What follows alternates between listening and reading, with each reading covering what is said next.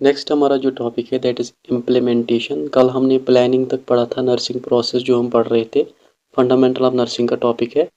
तो इसमें आज हम पढ़ेंगे प्लानिंग। तक हम पहुंचे थे कि असेसमेंट, उसके बाद प्लानिंग। तो आज हम पढ़ेंगे इम्प्लीमेंटेशन। जो हमने प्लान किया है, जो हमने नर्सिंग केयर प्लान बनाया, उसको इम्प्लीमेंट करना, उसकी एक्शंस करना पेशेंट पे, दैट इज़ कॉल्ड इम्प्लीमेंटेशन। कौन कौन से नर्सिंग केयर अप्रोचेस है, ये दूसरा टॉपिक है। Different approaches to nursing care delivery, क्या नर्सिंग केयर हम कैसे कैसे देते हैं। First is functional nursing. Functional nursing क्या होता है कि एक एक नर्स को एक काम दिया जाता है, दूसरे नर्स को दूसरा। मल्टी फंक्शनल काम, डिवीजन ऑफ लेबर जिसको हम बोलते हैं। एक नर्स को एक काम दिया जाता है, दूसरे नर्सिंग पर्सनल को दूसरा काम दिया जाता है। तो अकॉर्डिंगली एक जो है वर्क हो जाता है वहाँ पे। Next is team nursing. Team nursing means इकट्ठे काम करना एक ही केस पे, एक ही चाहे पेशेंट हो या सेम काइंड ऑफ पेशेंट्स हो, वहाँ पे इकट्ठे काम करना, that is called team nursing. Next is primary nursing. Primary nursing means एक स्पेसिफिक नर्स खाली किसी स्पेसिफिक पेशेंट के लिए जो होते हैं असाइन, कि एक स्पेसिफिक नर्स की ड्यूटी रहती है खाली स्पेसिफिक पेशेंट के लिए, that is called primary nursing. उसके बाद case management. Case management means कि शुरू से लेकर लास्ट तक, एडमिशन से लेकर पेशेंट के डिस्चार्ज तक जो नर्सेज इनका केयर करते हैं पेशेंट का, that is called case management. उसके बाद मैनेजर केयर। इसमें मल्टी डिसिप्लिनरी अप्रोच आ जाता है, जिसमें बहुत सारे हेल्थ वर्कर्स जो है वो भी कोलैबोरेट करके पेशेंट की केयर करते हैं। So these are the approaches to nursing care delivery. उसके बाद टॉपिक आता है इवेल्युएशन। इम्प्लीमेंटेशन जब ख़त्म होता है, जब नर्सिंग प्रोसेस में जब असेसमेंट करते हैं, उसके बाद प्लानिंग, उसके बाद इम्प्लीमेंटेशन, उसके बाद फेज़ आता है इवेल्युएशन का। इवेल्युएशन मीन्स कि हमने अगर किसी पेशेंट को केयर दी है, उसकी क्वालिटी क्या रही है, उस केयर की क्वालिटी क्या रही है, और पेशेंट की कितनी इम्प्रूवमेंट हुई है, दैट इज़ कॉल्ड इवेल्युएशन। ये लास्ट फेज़ होता है नर्सिंग प्रोसेस में। इसमें की एस्पेक्ट्स कौन कौन से हैं। फर्स्ट कि पेशेंट की प्रोग्रेस को देखा जाता है कि पेशेंट जो है वो इल था, अब हेल्थ की तरफ, वेलनेस की तरफ आया कि नहीं। अपना जो हमारा गोल था वो अचीव हुआ कि नहीं, जो हमने पेशेंट के बारे में अचीव किया था, गोल ये प्लान किया था गोल को, तो वो अचीव हुआ है कि नहीं।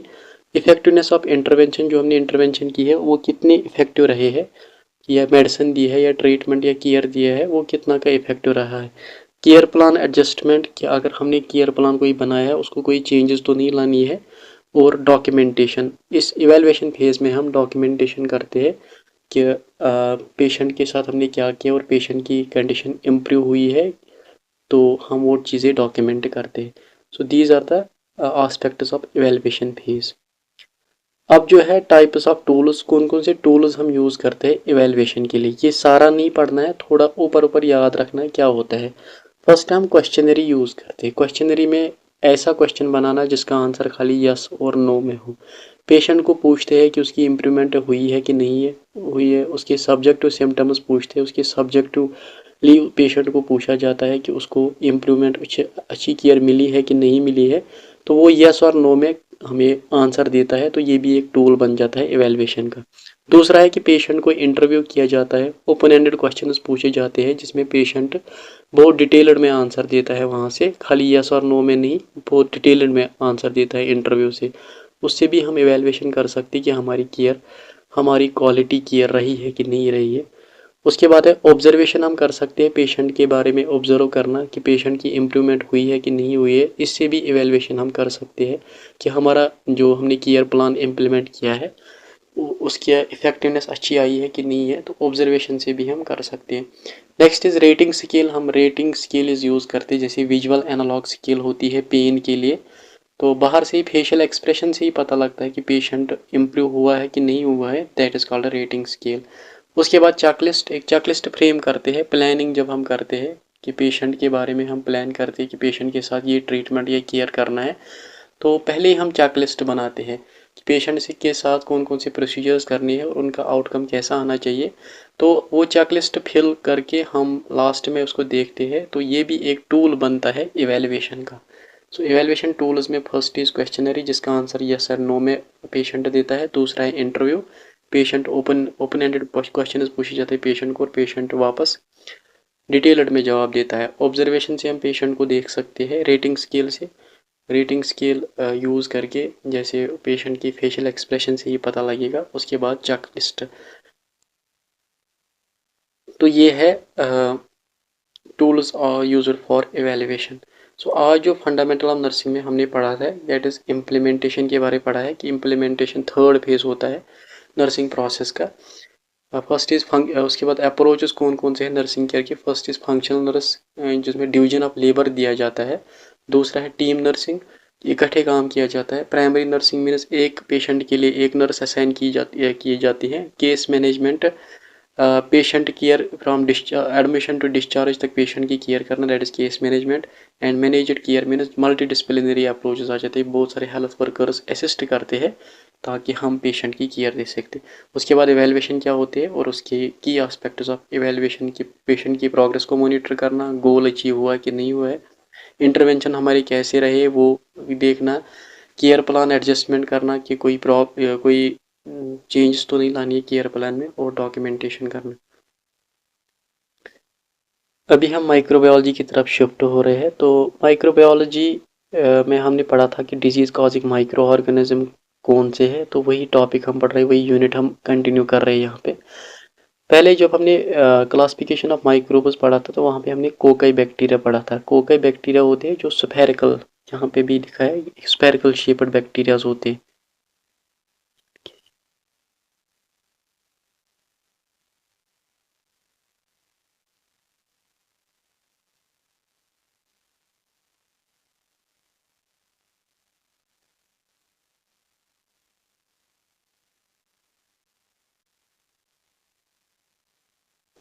तो कोकाई बैक्टीरिया जो है ये स्फेरिकल शेप्ड बैक्टीरिया होते हैं।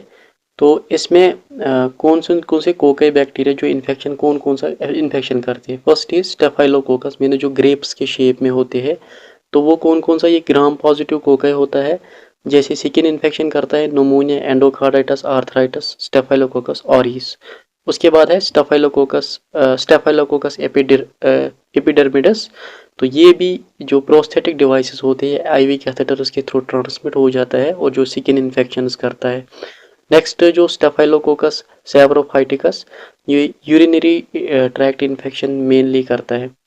उसके बाद है स्ट्रेप्टोकोकल। स्ट्रेप्टोकोकल जो चेन्स में जो स्फेरिकल शेप्ड बैक्टीरिया जो चेन्स में होते हैं, that are called streptococcal infections. Streptococcus pyogenes, ये सोर थ्रोट करता है। स्ट्रेप थ्रोट जिसको फेरेंजाइटिस बोलते हैं, स्किन इन्फेक्शन और हेमेटिक फीवर। उसके बाद स्ट्रेप्टोकोकस नोमोनिया जो मिडल ईयर इन्फेक्शन, साइनोसाइटिस और मेनिंजाइटिस करता है।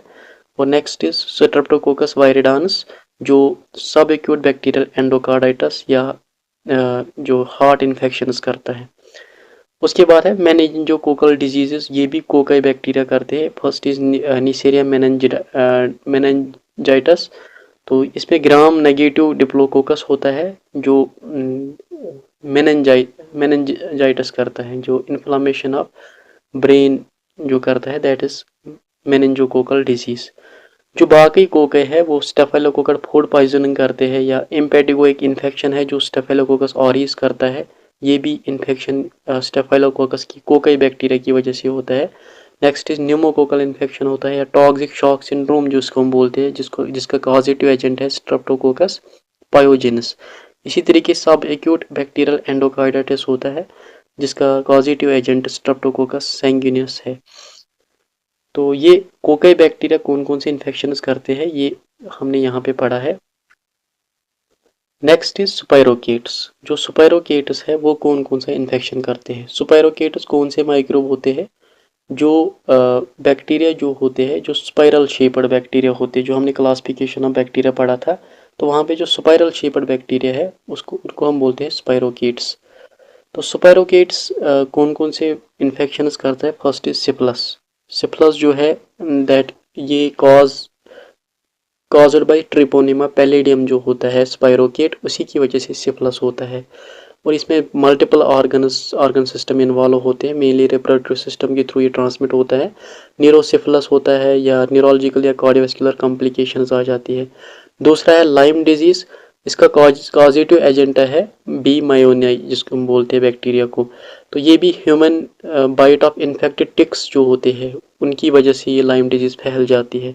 इनके सिम्टम्स फीवर, हेडेक, फैटिग और जॉइंट पेन होता है और लेट स्टेज सिम्टम्स में हार्ट, नर्वस सिस्टम और जॉइंट्स भी इन्वॉल्व हो जाते हैं। नेक्स्ट कंडीशन जो स्पाइरोकेट्स की वजह से होती है दैट इज लेप्टोस्पाइरोसिस।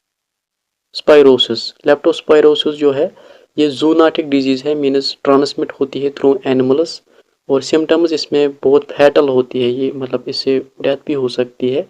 तो इसमें जॉन्डिस, किडनी और लिवर फेलियर हो जाता है और हेमरेज होता है, तो ये भी एक स्पाइरोकेट की वजह से ही होता है। और बाकी जो स्पाइरोकेटल डिजीज़ है जैसे रिलैप्सिंग फीवर इसका पॉजिटिव एजेंट यहाँ पे पढ़ लेना कौन सा है। पेरियोडोंटल डिजीज़ जो डेंटल डिजीज़ हो जाती है। स्वाइन डाइसेंट्री और इंटेस्टाइनल स्पाइरोकीटोसिस। तो ये सारी जो डिजीज़ है जैसे सिफिलिस, लाइम डिजीज़, लेप्टोस्पाइरोसिस और जो बाकी जो भी स्पाइरोकेटल डिजीज़ है ये एक बैक्टीरिया का एक किस्म का बैक्टीरिया जो कॉज करता है दैट आर कॉल्ड स्पाइरोकीटस, जो स्पाइरल शेप्ड बैक्टीरियाज होते हैं। नेक्स्ट जो रिकेटशियल डिजीज होती है, जो रिकेटशियल डिजीज होती है तो इनमें से ये भी एक बैक्टीरिया टाइप है। तो इनमें एक तो रॉकी माउंटेन स्पॉटेड फीवर होता है, एपिडेमिक टाइपस, सिक्रब टाइपस और रिकेटेशियल पॉक्स हो जाते हैं। रॉकी माउंटेन स्पॉटेड फीवर में फीवर होता है, रैश होता है, न्यूरोलॉजिकल सिम्टम्स होते हैं। एपिडेमिक टाइपस में फीब्राइल इलनेस मीन्स ज़्यादा फीवर हो जाता है और न्यूरोलॉजिकल कॉम्प्लिकेशंस भी आ जाती है। सिक्रब टाइफस में भी फीब्राइल इलनेस हो जाती है और कभी कभी रैश भी आ जाता है। रिकेटेशियल पॉक्स जिसको हम बोलते हैं इसमें रैश और फीवर आ जाता है, ये भी यही रिकेटेशियल जो माइक्रोब्स होती है कॉज करते हैं। और जो बाकी जो टाइफस फीवर है तो इनका कॉजेटिव एजेंट भी दिया गया है यहाँ पे। तो ये है कि कौन कौन से इन्फेक्शन कौन क्लास का बैक्टीरिया, कौन से क्लास के बैक्टीरिया कौन कौन सा इन्फेक्शन करता है। So this is our today's topic.